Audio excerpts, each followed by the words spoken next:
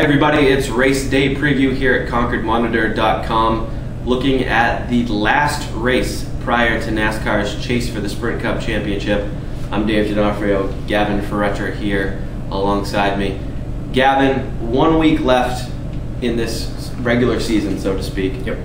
It looks like there's going to be some real team competition when we get to the chase. Which team are you looking at among those with multiple drivers in the chase as maybe the biggest factor, or the team that can put it all together at the right time? For me, it's Roush Fenway, and just simply because they've been one of the hotter teams at this point in the season. We've seen RCR be very good at times. We've seen Hendrick be good at times, more toward the beginning of the season.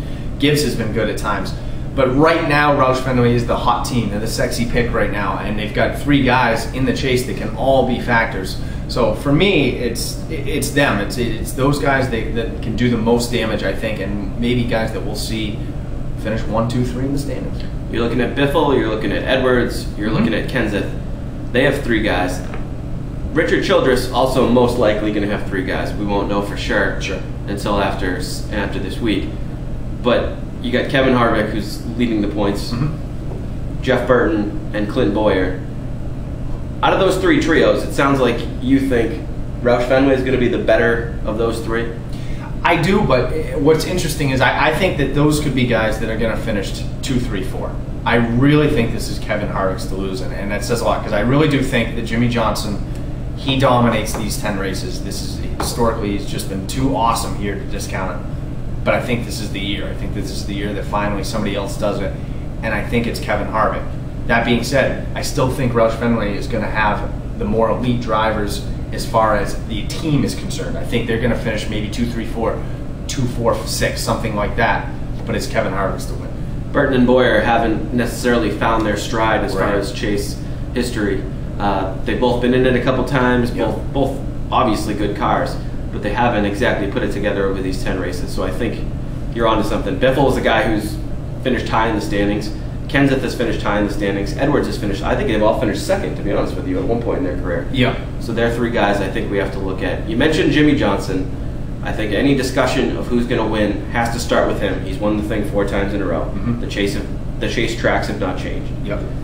But at the same time, he hasn't exactly been too strong in the second half of the season. Out of the 2 Hendrick guys who are going to be in this field, is he stronger or is Jeff Gordon stronger? Well, Gordon has been more consistent, and I think we both agree that consistency is the most important thing in the chase. I mean, you can have a bad week. Historically, we've seen that can happen. But you don't want to have to be making up points from the get-go. And I think Gordon is a guy that can consistently just, he might chalk off an 8, a 9, a 7. Jimmy Johnson, though, has proven he can win at all of these tracks. He's been very, very good there. So I think, for me, it really is right down the middle, just based on what we've seen over the last month and a half, 2 months, with Gordon running in the top 5, top 10, no wins yet, and Jimmy Johnson kind of being just a 3rd, and then all of a sudden a 38th. He's been all over the place, very unlike that team. But for me, I think I just got to give the edge to Jimmy Johnson. Yeah, I think you look at that; those two teams have been so similar these last 2 years, and their equipment is so similar, their approach is so similar. Yep.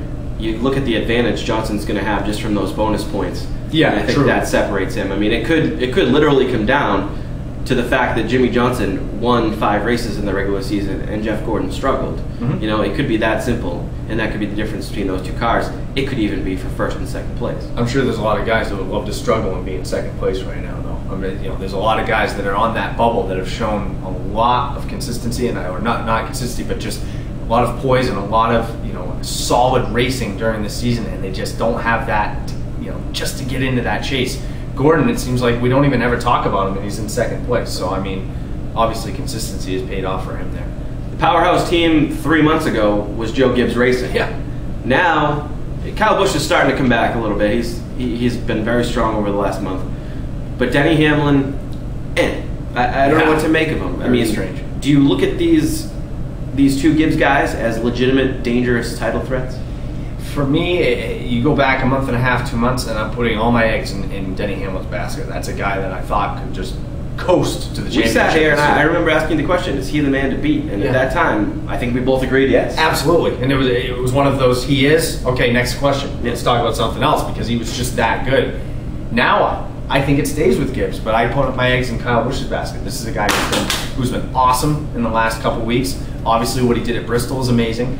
This is a guy who has proven that he can win just about anywhere. So whether he can do it in these 10 races, which he hasn't been able to do historically, remains to be seen. But I think that right now you got to give the edge to Kyle Busch because Denny Hamlin's been non-existent. Big term earlier in the year was the new Kyle Busch. Yeah. We're not going to know if there's a new Kyle Busch until these last 10 races. Right, and doesn't it seem like the last probably month or so we've seen the old Kyle Busch and he's winning? Yep. I think that says a lot. Yeah, and he's gone from 8th in points to as high as 3rd. Right. So maybe the old Kyle Busch is the right Kyle Busch. There's probably going to be two single entities in the chase. Tony Stewart, Kurt Busch, not going to come in with teammates. Do either of them have a shot? And is how much of a factor could having a teammate versus not having a teammate actually be? You know, it's an awesome question, and I don't know. If it seems like it's been very, you know, we've seen Dave Brudeman this year win a race, and then that's kind of come out of nowhere. I think that, you know, for me, Kurt Busch, although he has Brad Keselowski on his team, he's like a lone soldier on that team. He has 2 wins this year, and for me, I kind of give if we're comparing, you know, these two guys, I would give the edge to Kurt Busch just simply based on that he's been able to win this year. It hasn't seemed like the same kind of year for Smoke that we've seen in the last 2. I don't know if last year was an aberration or what, based on, you know, moving into his own team, but he just hasn't seemed to have that drive or that fire this year. Even in press conferences, we haven't seemed to hear the same desire out of him. I don't know if it's just, you know, like Mark Martin, just a bad year for him or what, but right now I'd have to give it to Kurt Busch. Yeah, Stewart only 6 top 5s. That's right, almost half of what Harvick has had. Yeah. I agree. Kurt Busch is the bigger threat. I'll be watching this week Dale Earnhardt Jr. He's a guy who has nothing to race for. I want to see if he still gives a crap, to be honest with you, because he's come away from a few races recently looking like he just wants this thing to be over with, looking like he can't wait for his Hendrick contract to expire, looking like he just wants to be somewhere else. This is a place that he can do okay. I want to see him do that. His teammate, Jimmy Johnson, I'm going to be watching him this week. He's got 3 wins here at Richmond historically. And it's not, for me, it's more just because I want to see if he's ready to make the drive for 5. Is he ready to, does he have his team set? Is everything, you know, in motion? Is everything going together for him as we get into these last 10 races? We'll see if that's the case this week. Momentum does definitely tend to roll from Richmond to Loudon year to year. You know, we see a lot of guys make that double, or at least make strong showings in back-to-back weeks. Yep. A guy who's racing for a spot in the chase still and really loves the spotlight. I mean, this is going to be one of NASCAR's, I would imagine, one of its higher-rated races of the season. A lot of eyes on it Saturday night. That's the type of scene Jamie McMurray has thrived in this year. Yeah, he has. And the guy I'm going to be watching this week, and a sleeper, I think, just because of where he is in the standings, is A.J. Allmendinger. I think this could be a chance for him to... I'm looking at him trying to go for the win this week. I mean, why not? You know, you got nothing to lose. Try to get that win. Try to get your first win. And, you know, for me, I feel like he should be a lot better than he is. And I'm going to go out on a limb right now and guarantee that he will be in the chase next year. Interesting. Fantasy now.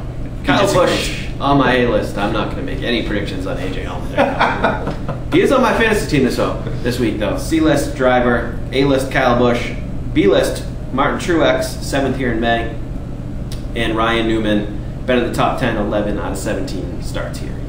I also have Kyle Busch as my A guy, Paul Menard as my C, just because I have to, and Jamie McMurray, obviously big stage, big moment for him. We'll see if he can get it done, like we said before. And Boyer needs to be strong this week, needs to have a strong finish.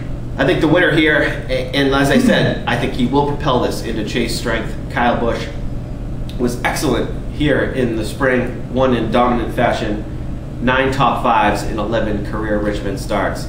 Man to beat, for sure. 2 weeks in a row we're going to agree on this. Unbelievable. It's unbelievable. Can't disagree with what you're saying there. Kyle Busch all the way. When can you ever disagree with me? Can't take the time. Tune in next week to see if he does that. We'll be live at New Hampshire Motor Speedway. Take care, folks.